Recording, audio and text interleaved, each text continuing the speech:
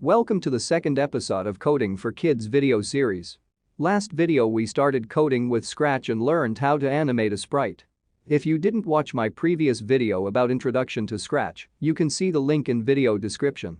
Don't forget to like and subscribe if you feel it is helpful. Today we are gonna talk about basic elements of coding Scratch. Events, controllers and motions. First let's go to Events section in the left pane and see what we have. Block named when flag clicked is the first option and very important one which we can use to start our program. It is really cool feature for a game or video. Let's add a motion block. I select the block called Go to Random Position.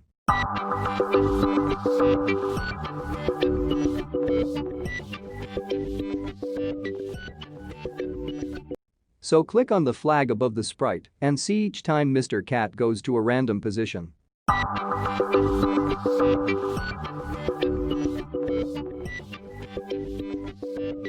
Let's drag another event block which is called when the sprite clicked.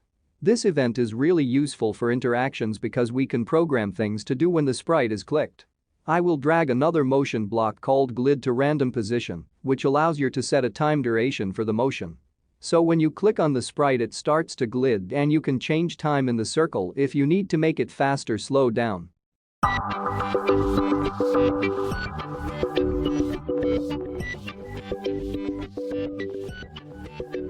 Another important event is when key pressed, and let's drag that one. Here you can change which key you need to press from the keyboard to that particular event happen. So let's try to move the cat forward and backward using right arrow key and left arrow key. Change the key to right arrow key from the drop down and drag the motion block called move steps and bind it. You can increase the number of steps to 30 or 50 to see cat is moving properly. Then press the right arrow key on your keyboard and see cat is moving steps to the right. Nice, then to make him going left, we need similar steps to follow. Easy way is right-click on event block and select duplicate. Then you can change the key to left arrow key and the number of steps to -50 on the motion block to make him moving to left.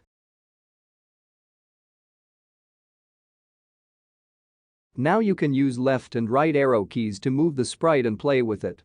There are another two very important event block named broadcast message and another one named when I receive message, which helps sprites to talk each other and keep different states of the program. Let's talk more about broadcasting messages in next videos. Still we have something to resolve. Each action only happens once and stop. So let's get some help from controllers keep the program running. Go to control blocks and drag the block named repeat and wrap it around glid block.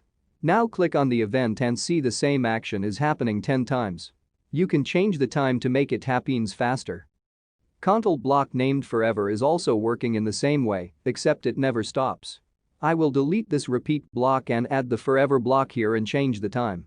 So it will never stop. Later we can talk about how to use conditions and operators, which helps to change things happening in forever block.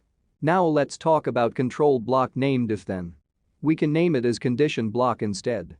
When we move the sprite, we can move it to defined coordinates.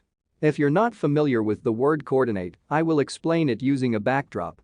Instead of this white background you can change it to any image you have using backdrop icon.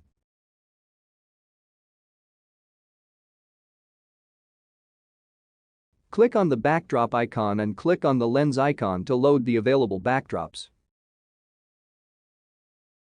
Since I need to explain you the coordinates, I select this backdrop with XY axis. It will load the backdrop and now you can move the sprite to different coordinates. Middle of the view area you can find 0, 0 coordinate. X-axis is the horizontal axis and you can find positive numbers when you move to right from the center. If you move left from the center, numbers are negative.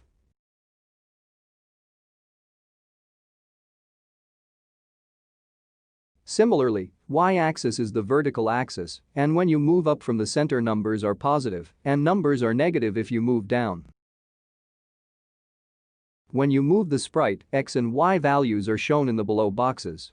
There are some additional options to change the size of the sprite and the direction. You can enter some values into X and Y boxes and see the sprite is moving to different positions. Play with it and understand.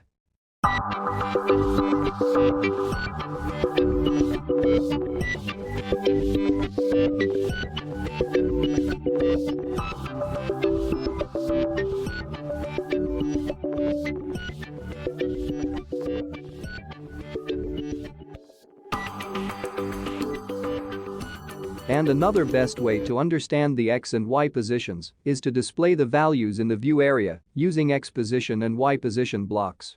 Go to Motion section and select the checkbox before the block name X position. Then move the sprite and you can see value of the X position is updating as the sprite move.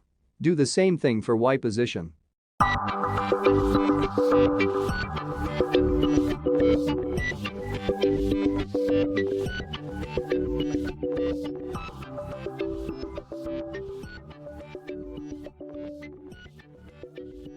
So, please like and subscribe this channel if you still didn't and if you feel helpful, and share it with your friends.